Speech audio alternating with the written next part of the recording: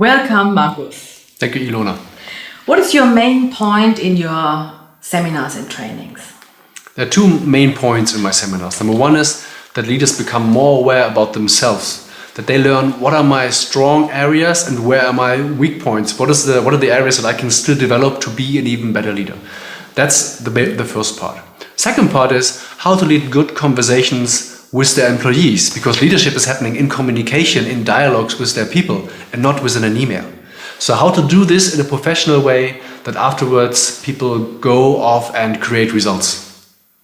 So your inspiration was also your experience as a manager.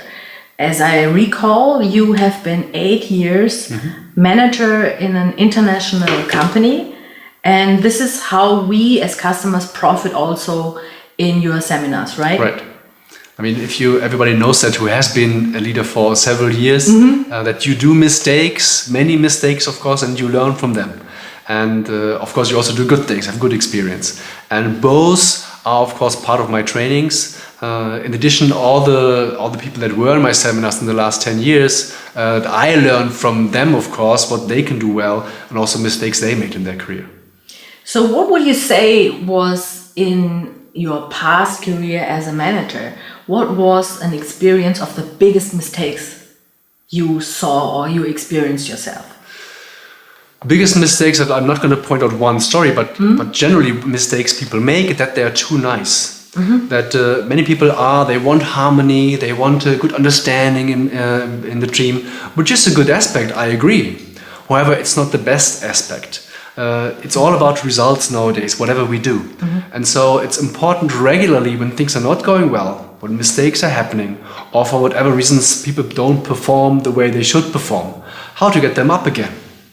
And for this, you cannot be nice. You need to talk about these things, which is sometimes also painful for the leader, sometimes for the manager and for the employee. And you need to directly talk about these aspects, because if you don't talk about them, things don't get better. But you use the word to lift the employees up. So that's an interesting combination. Did I understand that right? So it's not only to point out a mistake, it's also in addition at the same time to lift up, right? Right. Because it's nowadays customers, they want more every year. Competition is hard, and if we want to deliver, if we want to grow our business, maintain or at least maintain or even grow, we need to be better every year. And if I, as a manager, don't support my people and don't point out what are the areas where they can still grow, I will not perform better next year. So I as a leader, I need to be always aware of where can we grow, not only sales-wise, but competency-wise, person per person. If I do that, I lay the foundation to growth also business-wise. So it's also on one hand side like personal growing and to get real success and results. Right. I won't have better results just like that. Something needs to change if I want to have different results. So what needs to be changed in the behavior of the employees and the behavior of the leader, of the manager, in order to create these better results? And that's what it's all about in my trainings. So in your past career as an executive and also as an employee, you said that you had 12 managers, but only 3 of them have been excellent. Right. Why is that? These 3 were especially good, and by the way, I'm still in contact with them. So number 1, they are doing a good job on the relationship level, that they're building a relationship that lasts. And why is that? Because they were interested in me. They they saw me as an employee on one hand, who of course had areas to develop, and they told me directly, Markus, this is not working well, you need to work on this. Very directly, not beat around the bush, but directly in the face. And that's important, because I need to know what I'm doing well and where I can still develop. I need to know this as an employee. And these 3 did this, and they also saw where do I have potential, where can I still grow. And they also talked with me on these areas. And that's how I could regularly develop and become better and more professional in my own work as an employee, but also as a leader.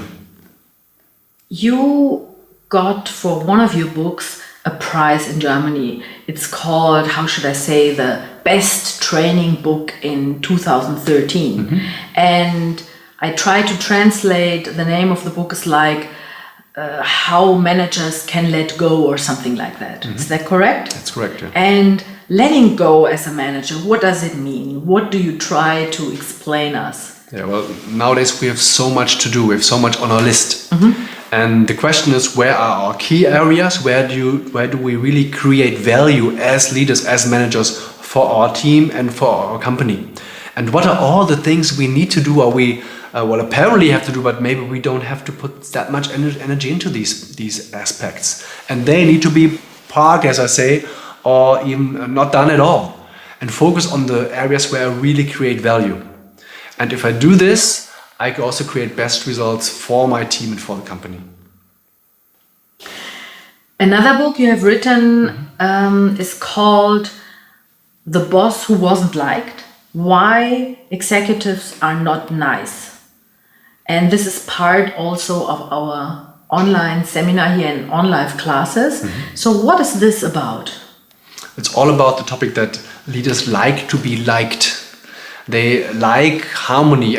I like harmony as well, but not as a purpose in itself, but as a result of good results. I like that we have a good atmosphere, good working atmosphere, because we are reaching good results, not the other way around. And common mistakes that leaders do is that they're too nice. They don't talk about the things that are not going well. They don't talk about all the mistakes. They don't take time to develop their employees. They don't take time to look into potential that employees have, to make them bigger, to make them grow. And if we want to reach better results next year, we need to do this. We can't just have the same employees work harder or more. That's not what it's all about, but work more smarter, in a more intelligent way. And use the potential that we have, use the creativity that the employees have. And in your trainings and seminars, this is exactly what I reach when I work with you? Right. The trainings I give are, I'm not a fan of big theory and scientific approaches. I'm a fan of what works in practice. So what I discuss with participants is what is the challenge and how can we solve it. And for this, I give very detailed formula or recipes, if you want to say, how to do this, how to solve challenges, and how to step by step talk with the employees, so the employees gets the idea what needs to be done next. So, and now you put all your knowledge and what you teach in this 6-week online seminar. Right. And how does it work in an online seminar? Can I really achieve what you teach in an online seminar like that? Yeah. So what the leaders learn, they learn in short sessions, they learn the essence of what makes a good leader. And in which situations can they behave in a certain way that makes them successful. And they will also give some negative examples, so people learn what they should not do. And after each session, there's a little task for everybody who joins the seminar, so they can put it directly into practice. The seminar is all about practice, about taking things into conversations with their employees, for example, which then makes better results than before. So every day I have like you said, a task and some examples on which I can work. Is that right? Right, every day. And what is at the end? What do I achieve after 6 weeks? What is the result? It's a slow building up of competencies, step by step. Because knowing it all doesn't help me. I need to put certain things into practice. And that's why these little tasks are there. That's why you need to know how to practically apply what we're talking about in the online training. And that's what they learn step by step in the 6-week course. And you are in a dialogue with me all those 6 weeks, right? Sure. I mean, as good as I can be in a dialogue with you, of course, in online training. Yeah. But if I talk to you as if you were in my training, and with all the examples and the steps, the success steps, you learn how to do that you can apply right afterwards. Thank you, Markus. You're welcome.